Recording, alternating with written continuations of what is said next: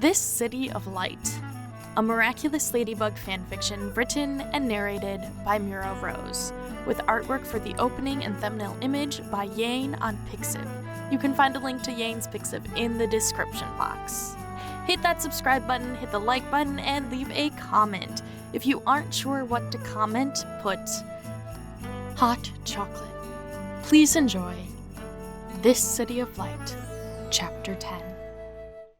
Adrian Agreste as Cat Noir. Paris, France, the 10th of December. Yeah, just like that.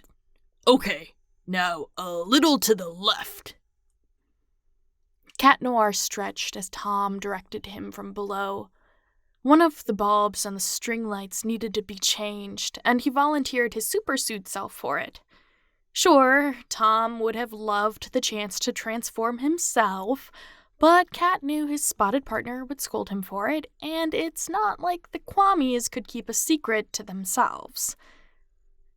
Thanks, son. Tom gave him a pat on the back when he came down, and Cat thanked the wind for making his cheeks pink. I think Sabine made chocolate. They hadn't addressed the college issue yet. Cat didn't think Marinette told them about his school of choice being abroad yet, and it felt like he was deceiving them somehow. Hot chocolate sounds great. Thanks. They chatted at the table, waiting for Marinette to get home from school, about a recipe Tom wanted to try and the weather this next week. When he brought up he was going to see the different light decorations around the city, Tom and Sabine looked at each other and smiled, not saying a word. So, any plans when she comes home? Sabine asked. She could use a night out, Tom added. Cat laughed at the implications and shook his head. If she wants to. We don't have anything planned. More lights? Maybe. It depends on if she stopped at a coffee shop on the way back. That girl and her processed foods, Sabine sighed. At least she's eating. Cat didn't mean to say it out loud, but thankfully, Tom's laughter kept the mood light. At least she's eating, he echoed. Isn't one of her final projects coming up? Sabine asked. Yeah, Cat nodded. I'm modeling for it. I'm sure you'll be the cat's meow, Tom said, giving him another pat on the back. You and your perfectly good looks.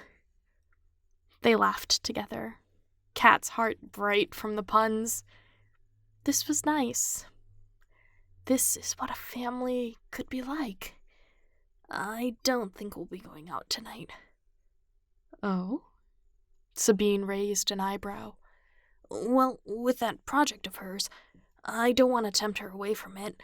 If anything, I'll sit and play games on the couch and tell her to stop checking her socials when she gets overwhelmed. Sounds like a game plan. What's a game plan? Marinette stuck her head down the trapdoor, and they laughed. You used her insect-only entrance again, didn't you? Tom laughed, reaching his arm up for a hug as she came down. It was another long day, she said, giving him a one-arm hug over the back of his chair before going to the fridge. She didn't look at Cat. Ouch. I'm gonna go up and work on my showpiece. Her parents exchanged glances with Cat as she went back up, and he sighed. Well, maybe he wouldn't be spending time with her today.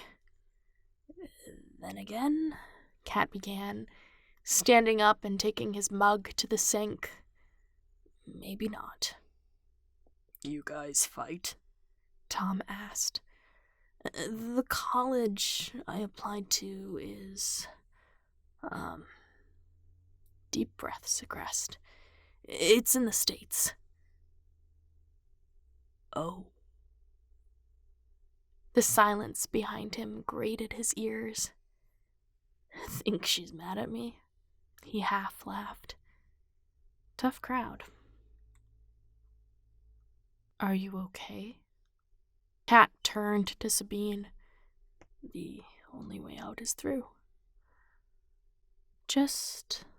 She looked to Tom.